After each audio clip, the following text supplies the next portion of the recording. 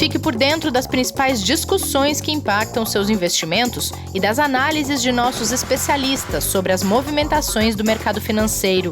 Falando nisso, nosso encontro é toda manhã, logo após a abertura do mercado. Entre nos canais oficiais do Itaú Personalité e envie suas dúvidas sobre recomendação de investimentos.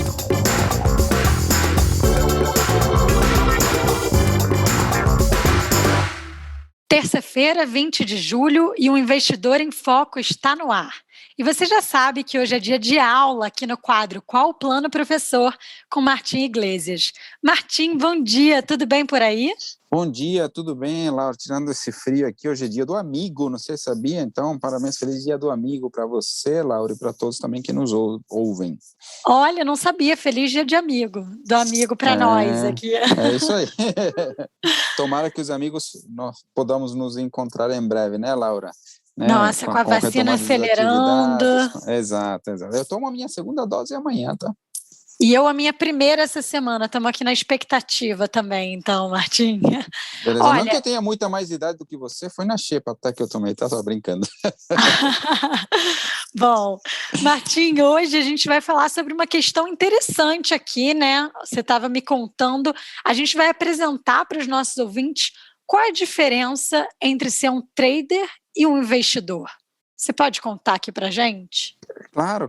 Acho que é uma questão bastante discutida, tem muitos estudos nessa linha, mas em linhas gerais, vamos colocar o pano geral, um trader costuma ter uma visão mais de curto prazo e uma visão um tanto mais monoativo, enquanto o investidor tem uma visão de longo prazo e uma visão de carteira diversificada. Então, são duas coisas bastante diferentes. O trader procura oportunidades, o investidor procura ganhos de longo prazo. Tá? E a questão aqui é bastante relevante, porque a gente sabe a dificuldade de se navegar no curtíssimo prazo.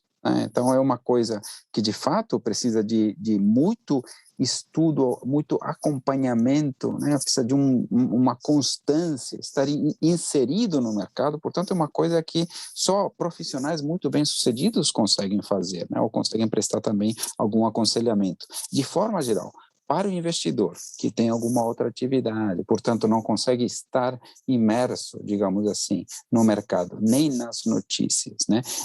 E muitas vezes não tem a total compreensão de como as diversas notícias impactam o mercado, de fato, ter uma visão de curto prazo e tentar buscar oportunidades em ativos individuais é um trabalho bastante difícil.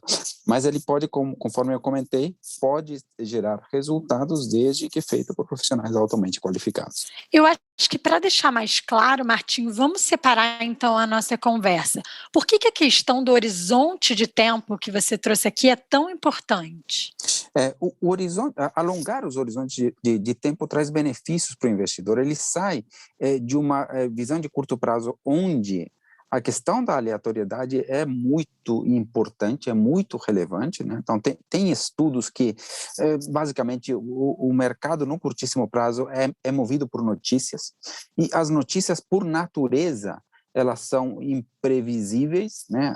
A novidade, ela é imprevisível, né? É a novidade que mexe no mercado, né? Então, elas são imprevisíveis e, por isso, de alguma forma, a chance de cair é igual a chance de subir, que é igual a 50%. Então, 50% de chance de subir, 50% de chance de cair. Então, no curto prazo, essa aleatoriedade domina, né? Então, é mais difícil ganhar aqui. Quando você pensa no longo prazo, já tem prêmios pelo risco. Então, o ambiente muda, né? Quer dizer, as ações ou as carteiras diversificadas de ações têm prêmios pelo risco acionário, o equity premium, os títulos de renda fixa têm liquidity premium, credit risk premium, né? Ou seja, prêmio pela liquidez, pelo risco de crédito. Então, na hora que o investidor sai da dinâmica de curto prazo e entra numa dinâmica de longo prazo, ele está, digamos assim, tendo uma batalha num terreno mais propício, né? Onde ele tem mais chances de ganhar do que no curto prazo. Para um grande investidor, né, que tem visão de longo prazo, de fato, o curto prazo, essa volatilidade é um cuido, é um pequeno obstáculo para obter os grandes retornos que estão no longo prazo, né? Na verdade, a gente até pode, para quem gosta, só fazer uma analogia meio matemática aqui, de forma geral, claro. A rentabilidade e os retornos crescem de forma exponencial. né? Porque tem juros sobre juros, rentabilidades sobre rentabilidades. Então, a gente ouve falar muito da fórmula 1 mais I elevado a N, né? Que é o jeito como crescem os juros. Já o risco, que é medido por um desvio padrão, ele não cresce exponencialmente, ele cresce menos do que linearmente. Ele cresce a uma taxa sigma, que é o risco, vezes a raiz de N.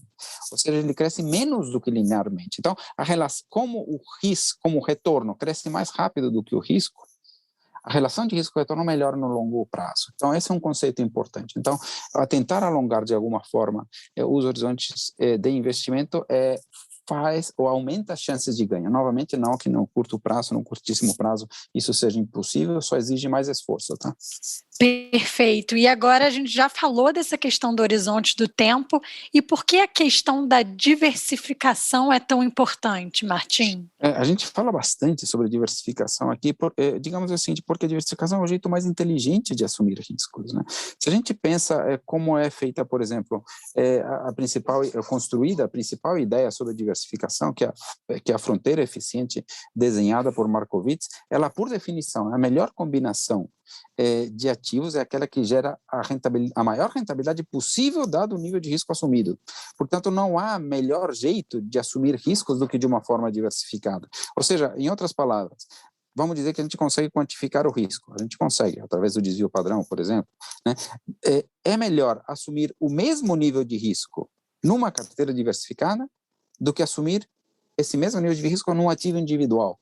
Você tem mais retornos esperados na carteira diversificada. Então, a diversificação muitas vezes é enxergada apenas como sendo uma forma de reduzir ou de diluir os riscos. Na verdade, é muito mais do que isso, né? Conforme a teoria moderna de finanças, né? Que recebe um prêmio Nobel, elaborada originalmente por Harry Markowitz, mas que tem diversas derivações nas finanças atuais, diversas formas de abordar isso. O fato é, a diversificação é o jeito mais inteligente de assumir esses riscos. Não há outra forma tão inteligente quanto isso.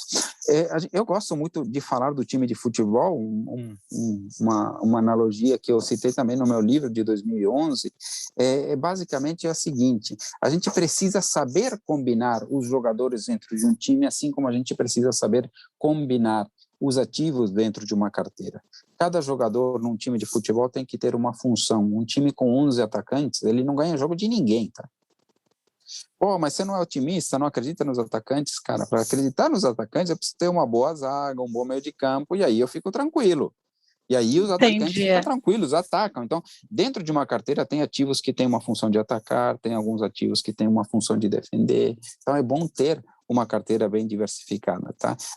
A correlação, que é o nome matemático que a gente dá para a forma como os ativos reagem de forma diferente para os acontecimentos de mercado, é algo extremamente importante. Então, nós temos essas duas coisas, a questão do tempo e a questão da diversificação, que são, no meu entender, essenciais para ter sucesso, sim, no mundo dos investimentos. É possível ter sucesso de outra forma? Sim, no curto prazo, mas é algo mais difícil, geralmente uma estratégia que é mais vencedora para profissionais que trabalham no mercado. Essa analogia do futebol, ela é ótima, né, Martim? Ela tangibiliza muito do que você fala e eu gosto bastante também, me ajudou muito a entender no começo esse mundo dos investimentos.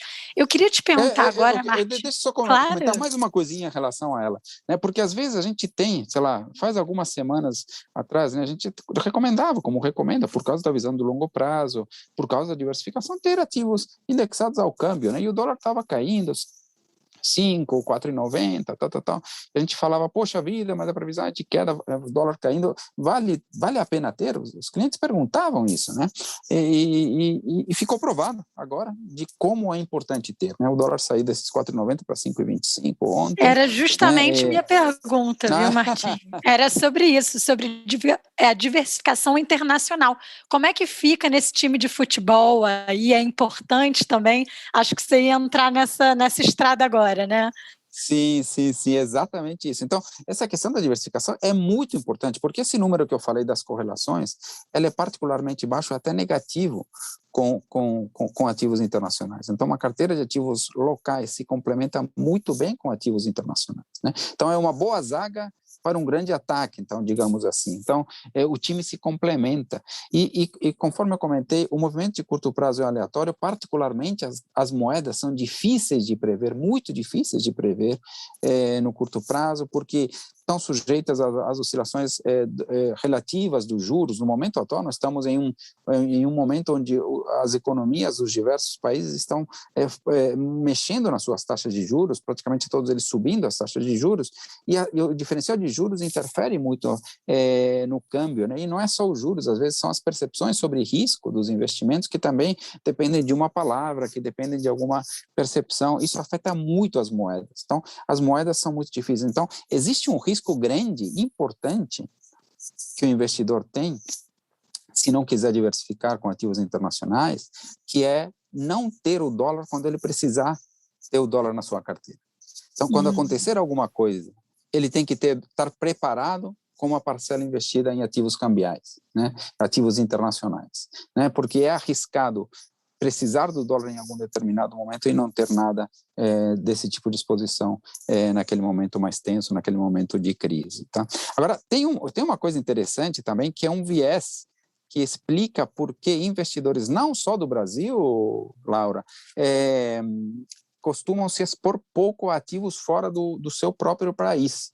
Isso não é um fenômeno brasileiro, é importante dizer. Então, se a pessoa diz, puxa vida, eu não invisto muito no exterior, eu acho que é normal e é no mundo inteiro, tá? Mesmo em países onde os mercados de capitais são bem mais desenvolvidos. Esse viés se chama home bias, né? O viés de casa, que é um tipo específico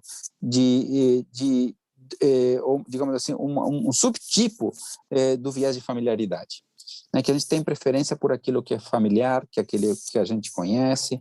Muitas vezes os funcionários de alguma determinada empresa, por exemplo, preferem investir em ativos da própria empresa, nem sempre é a melhor coisa, né? Porque conhece, Martim? Sim, porque enxerga isso como tem familiaridade, tá? Né? Exato. E, de fato, também investidores preferem investir em ativos locais porque também tem familiaridade. Então, digamos que, na média, os investidores alocam menos em ativos internacionais do que aquilo que seria recomendado por uma diversificação eficiente, como, por exemplo, né, citando a descrição da fronteira eficiente de Markowitz, que eu citei agora há pouco. Ô, Martim, você estava comentando comigo antes que muitas pessoas elas evitam essa diversificação, né, ou tentam esperar o momento certo para fazer, então como se fosse acertar, né, ali o momento. Por que isso? Como é que você vê isso como professor, como uma pessoa no mercado financeiro há tanto tempo? Para mim é isso, tá? É a questão de trader versus investidor, de curto prazo versus longo prazo, de monoativo versus carteira. Ou seja, ainda a pessoa não deu esse grande passo rumo ao sucesso como investidor no mercado financeiro, continua se preocupando muito com um ativo individual e menos com uma carteira como um todo.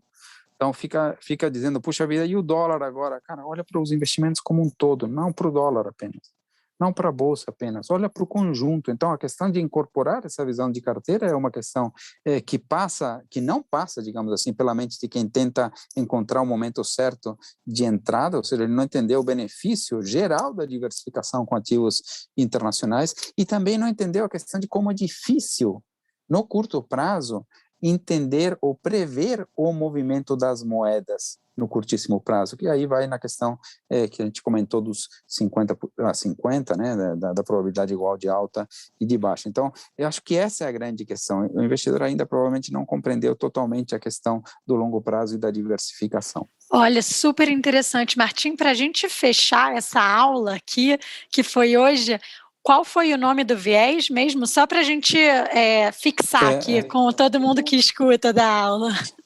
Esse viés geralmente não é traduzido, tá, o nome, não sei porque, se chama home bias, ou viés de casa, tá? Home bias. Tá bem. Que é, conforme eu comentei, ele é uma derivação ou um subgrupo dentro do viés de familiaridade. Bacana, já anotei aqui, aprendi mais um hoje, então. Boa, Olha, muito bom. Eu queria terminar dizendo que você vai sair de férias, não é mesmo? Algumas semanas, como é que é isso? Férias de julho, como de professor, né? Olha, que coisa boa, Martim. Não, mas férias, vou ficar 2 semanas fora, sim. mas aí o quadro continua aí com convidados aí que vão representar a altura, né, e manter o altíssimo nível, né, desse programa. Então, vamos ver, descansar um pouco, né, relaxar um pouco, me desligar um pouquinho, nunca, né, quem trabalha com isso no mercado nunca se desliga totalmente, tá? Mas eu vou fazer o possível, assim, para poder Super descansar, importante descansar, recarregar, voltar cheio de analogias e muito conhecimento para a gente. Obrigada por mais essa aula, Martim. Ótimas férias para você. E você que nos escuta, continue aqui ligado no Investidor em Foco, vários quadros ainda essa semana, convidados para substituir o professor Martim nas próximas semanas também. E até a próxima. Tchau, Martim. Obrigada. Tchau. Obrigado. Fique por dentro das principais discussões que impactam seus investimentos e das análises de nossos especialistas sobre as movimentações do mercado financeiro. Falando nisso, nosso encontro é toda manhã, logo após a abertura do mercado. Entre nos canais oficiais do Itaú Personalité e envie suas dúvidas sobre recomendação de investimentos.